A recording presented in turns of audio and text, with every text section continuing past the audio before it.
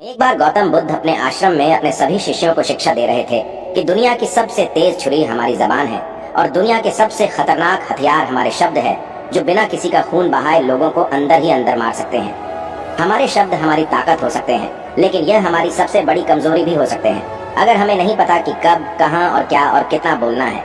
यदि हम सही समय पर सही इरादे के साथ सही शब्दों का प्रयोग करते हैं तो यह हमें एक सफल व्यक्ति बनाता है, लेकिन अगर हम सही समय पर सही इरादे से सही शब्दों का इस्तेमाल नहीं करते तो यह हमारे जीवन को नर्क से बदतर बना सकता है। तो दोस्तों, आज की स्टोरी के माध्यम से मैं आपको बताने वाला हूँ कि चुप रहकर कैसे हम अपने जीवन को बदल सकते हैं। आपको चुप रहने की शक्ति का एहसास इस वीडियो में होने वाला है। तो चलिए शुरू करते हैं इस कहानी को। जापान में एक बहुत ही प्रसिद्ध बौद्ध भिक्षुक रहा करते थे। उनका नाम रिसाई था। रिसाई अकेले रहते थे। दुनिया के शोर शराबे से दूर जंगल में वो रहते थे और वह बड़े ही ध्यानी और प्रभु भक्त व्यक्ति थे, इसलिए वह पूरे जापान में बहुत अधिक प्रसिद्ध थे।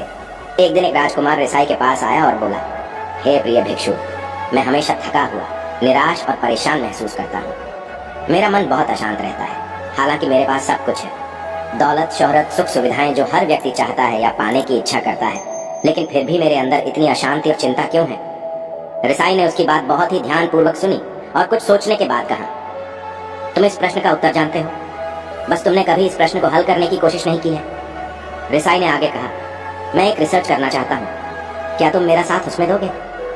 इस रिसर्च के बाद तुम्हारे जीवन में किसी भी तरह की अशांति और चिंता नहीं रहेगी। ये बातें सुनकर राजकुमार बहुत हैरान था। उसने रिसाई से कहा, बताइए, मुझे क्या करना होगा? अपने मन की शांति के लिए मैं कुछ भी करने को तैयार हूँ। राजकुमार की इन्हीं बातों को सुनकर भिक्षु ने कहा, तो फिर आप अगले 15 दिन के लिए मेरे आश्रम में रहोगे और एक सामान्य व्यक्ति की तरह अपना जीवन व्यतीत करोगे, और इन 15 दिनों में तुम अकेले और चुपचाप रहोगे, जितना हो सके कम बोलोगे। राजकुमार उस भिक्षु की बातें सुनकर सहमत हो गया। पहले दिन राजकुमार को लगा कि उसका मन सामान्य से अधिक अशांत और विचलित है। उसके मन में तरह तरह के विचार आ रहे हैं और वह आम लोगों की तरह जीवन जीने में असहज महसूस कर रहा है। उसे अंदर से बोलने की इच्छा हो रही थी, लेकिन वह चुपचाप रहा। उसके मुंह से एक भी शब्द नहीं निकला, बस वह चुपचाप बैठा रहता। लेकिन रात होते होते उसे अंदर ही अंदर शांति का अनुभव होने लगा। उसके लिए यह अनुभव अजीब था। वह खुद से पूछ रहा था कि वह अंदर ही अंदर इतना खुश क्यों है और उसकी आंतरिक बेचैनी और चिंता कम क्यों होने लगी है। अगले दिन राजकुमार अकेला चुपचाप बैठा रहा और वह प्रकृति को निहार रहा। वह पौधों को, फूलों को, आकाश में उड़ रहे पक्षियों को, वह अपने जीवन में पहली बार यह अद्भुत दृश्य महसूस कर रहा था कि उसके पास कितनी सुंदरता है। वह दिन भर प्रकृति की सुंदरता को निहारता रहता और उसकी ताजगी को महसूस करता रहता। इसी तरह से 10 दिन बीत गए और उसके मन की सारी बेचैनी, सारी हलचल, सारी उथल पुथल और सारा तनाव गायब हो गया। 11वें दिन की सुबह राजकुमार फिर से एकांत में बैठ गया और कुछ ही मिनटों में उसकी आंखें अपने आप बंद हो गईं और वह गहरे ध्यान में चला गया। वह पूरे दिन वहीं पर आंखें बंद करके बैठा रहा और गहरे ध्यान में डूबा रहा। ना कोई शब्द, ना कोई चिंता। राजकुमार भीतर से असीम शांति और आनंद से भर गया। राजकुमार अपने बाकी के 4 दिन इसी तरह गहरे ध्यान में व्यतीत करने के बाद 15 दिन बाद रिसाई के सामने प्रस्तुत हुआ और रिसाई को प्रणाम करके बोला, प्रिय भिक्षु, मुझे उत्तर मिल गया कि मेरे मन में इतनी उथल पुथल और चिंता क्यों थी। मैं जान गया कि मेरा मन इतना अशांत और विचलित क्यों था। रिसाई मुस्कुराते हुए पूछा, बताओ, क्या उत्तर मिला तुम्हें? राजकुमार ने कहा, मैं आवश्यकता से अधिक बातें करता था। मैं किसी पर भी अपने शब्द और ऊर्जा व्यक्त करता था। मैं दिन भर अपने लोगों से फालतू की बातें करता रहता और फिर उन्हीं के बारे में अकेले में सोचता रहता और ज्यादातर समय नकारात्मक ही सोचता रहता। इस तरह मैं बस अपना समय बर्बाद कर रहा था। ज्यादा बोलने और नकारात्मक सोचने की वजह से मेरा मन अशांत और बेचैन हो गया था और इसी वजह से मैं किसी भी काम को ठीक से नहीं कर पा रहा था, जिसकी वजह से मैं हर काम में असफल होने लगा। और फिर इन्हीं लगातार मिलने वाली असफलताओं की वजह से ही मैं और भी उदास और चिड़चिड़ा हो गया।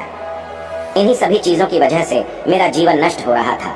लेकिन यहाँ पर बिताए हुए 15 दिन मेरे लिए पूरी तरह से अलग थे। मुझे कुछ अलग ही एहसास यहाँ पर हो रहा था। अब मुझे ऐसा लग रहा है मैं अपना जीवन पूरी तरह से जी रहा हूँ, लेकिन इससे पहले मैं अपना जीवन गलत तरीके से जी रहा था। और मैंने यह भी सीखा कि हमें सिर्फ ध्यान करने की जरूरत नहीं है। ध्यान अपने आप होता है जब हम इस शांत और मौन होते हैं। ध्यान के पिछले कुछ दिनों के दौरान मैंने जो पहली चीज सीखी वह यह है कि मनुष्य के जीवन के सबसे महत्वपूर्ण घटना स्वयं को जानना है। यह सुनकर रिसाई ने कहा, सिर्फ तुम ही नहीं, दुनिया में ज्यादातर लोग जरूरत से ज्यादा बोलते हैं। आज भी लोग ज्यादातर समय केवल एक दूसरे को नीचा दिखाने के लिए ही बोलते हैं। कुछ लोग ना चाहते हुए भी बातें करते हैं और अपना जीवन बर्बाद कर लेते हैं। रिसाई ने राजकुमार को चुप रहने का महत्व समझाते हुए कहा, एक बार गौतम बुद्ध से उनके शिष्यों ने पूछा, प्रिय बुद्ध, आप ज्यादातर समय चुप क्यों रहते हैं? बुद्ध ने कहा, क्योंकि चुप रहने से व्यक्ति अंदर से अनंत शांति की गहराइयों में होता हूँ। मौन अपने भीतर उतरने की पहली सीढ़ी है। मौन के बिना स्वयं को जानना असंभव है। स्वयं को जानने और समझने का पहला नियम है कि मौन हो जाओ। उतना ही बोलो जितना अत्यंत आवश्यक हो। बेफिजूल की बातें करना छोड़ दो। तुम अचानक पाओगे कि 90% से भी ज्यादातर लोग व्यर्थ ही ज्यादा बोलकर अपना समय बर्बाद कर रहे हैं। न बोलने का कोई भी नुकसान नहीं है, लेकिन यदि आप ज्यादा बोलते हैं तो आप अत्यधिक गलती कर देते हैं। अगर व्यक्ति कम बोलना शुरू कर दे दो, दुनिया की 90% मुसीबतें कम हो जाएगी। झगड़े फसाद कम हो जाएंगे, उपद्रव कम हो जाएंगे, अदालतें कम हो जाएगी। अगर लोग थोड़ा चुप रहना सीख लिए, संसार की बहुत सारी समस्याएं हैं, बहुत सारा उपद्रव सिर्फ बोलने से पैदा होते हैं। सारी बात मौन सीखने की है। जब तुम नहीं बोलते तब तुम एकांत में अकेले हो गए। भरे बाजार में भीड़ में खड्डे हो नहीं बोलते, हिमालय के शिखर में पहुंच गए। जिसने मौन की कला जान ली वो भीड़ डार में भी अकेले होने की कला जान लेता है। वो अपने भीतर ही डुबकी लगाने लगता है। एकांत में तो आदमी स्वर्ग में है, दूसरे की उपस्थिति ही बेचैनी पैदा करती है। पहले तुम्हें चुप रहने की शक्ति को धारण करना होगा। इससे तुम अधिकतर ऊर्जा को बचा लोगे और फिर इस स्थिति में पहुंच जाओगे कि तुम कम बोलने लगोगे। अगर तुम किसी के यहाँ पर जा रहे हो और परेशान हो जाओ तो ऐसे में उचित है कि आंखें बंद कर लो और अपने में खो जाओ। वहां से आपको ताजगी महसूस होगी, क्योंकि तुम्हारे अंदर ही जीवन का वो स्रोत छिपा हुआ है, वह किसी दूसरे में नहीं है। इसके बाद राजकुमार उस रिसाई से पूछते हैं, आखिर कौन हमें अपने अंदर तक लेकर जाएगा? ये बातें सुनकर रिसाई बुद्ध कहते हैं, तुम्हें स्वयं ही अपने अंदर उतरना होगा और वहीं से परम राज्य जीवन का आनंद ले पाओगे। आनंद का यहीं से जन्म हुआ है, यहीं से तुम मौत में डूब जाओगे। यही तुम्हारा सूरज उदय होगा और यहीं से अस्त होगा। इसी प्रकार तुम बार बार डुबकी लगाओ। जब भी तुम डुबकी लगाकर लौटोगे वहां से तुम पाओगे फिर ताजगी भरी जीवन की नई संपदा मिलेगी।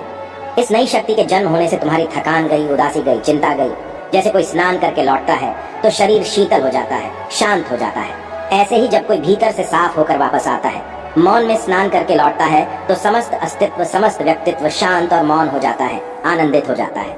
जब तुम आंतरिक मौन की उस पराकाष्ठा पर पहुंच जाओगे तब तुम पाओगे कि बोलने से भी तुम्हारा मौन खंडित नहीं होता, वो बना ही रहता है। उसकी एक अंतर्धारा लगातार तुम्हारे भीतर बहती रहती है। तुम बोलते तो हो, तुम शब्द का उपयोग भी करते हो, लेकिन वो तुम्हारे मौन को खंडित नहीं कर पाती। एक बार गहरे मौन में स्थिर हो जाओ, फिर तुम्हारी वाणी में भी मिठास आ जाएगी। तुम्हारा बोलना संगीत पूर्ण होगा, तुम्हारा बोलना सत्य होगा।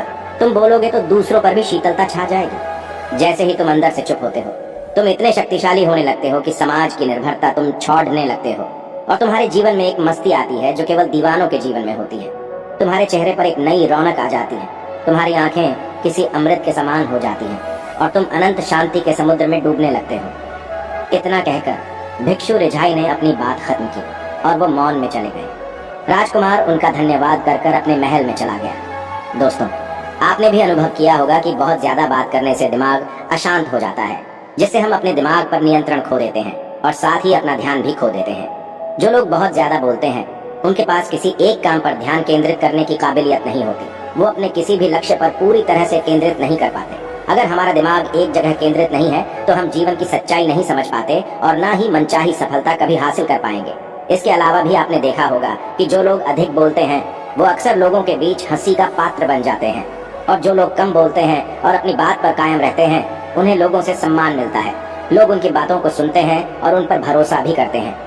जो लोग जरूरत से अधिक बोलते हैं और अपने विचारों के बारे में पक्के नहीं होते, उनका दिमाग स्थिर और विचलित रहता है, शोर से भरा रहता है। और एक अशांत दिमाग वाला व्यक्ति जीवन में किसी भी चीज में सफल नहीं हो पाता, क्योंकि वह किसी भी काम में फोकस नहीं कर पाता। यदि किसी व्यक्ति को यह पता है कि उसे कब, कहां और क्या बोलना है, तो वह व्यक्ति सच में बहुत बुद्धिमान है।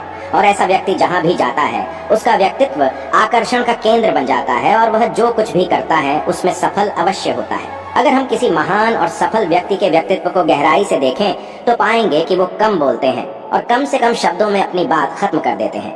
वो बोलने से पहले वो चीजों और जिसके बारे में उसे बोलना है उनके बारे में गहराई से सोचते हैं। लेकिन जो लोग बहुत ज्यादा बोलते हैं, बहुत बार वो झूठ भी बोलते हैं और अपनी बातों से दूसरों के मन और विचारों पर कचरा डालते रहते हैं। वह ज्यादातर समय दूसरों की बुराई करते रहते हैं, इसलिए उनके अपने भी उनसे नफरत करने लगते हैं और उनसे बचने की कोशिश करते हैं।